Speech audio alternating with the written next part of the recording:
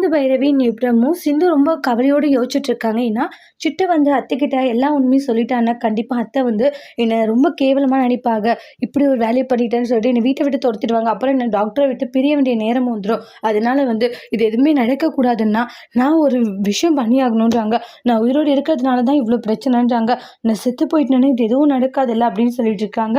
அதனால இனிமேலும் நான் உயிரோடு இருக்கவே கூடாது. இப்போவே நான் செத்து போகிறேன். யாருக்கு எந்த ஒரு பாரமும் இல்லை அப்படின்னு சொல்லிட்டு சிந்து ஒரு தவறான முடிவு எடுக்கிறாங்க. டாக்டர், நீ இல்லாத ஒரு வாழ்க்கையை நான் நினச்சி கூட பார்க்க முடியல. என்னை மன்னிச்சிட்டு டாக்டர். ஏன்னா நீ தான் உலகம், நீ தான் எல்லாம் நினச்சி வாழ்ந்துட்டு இருக்க.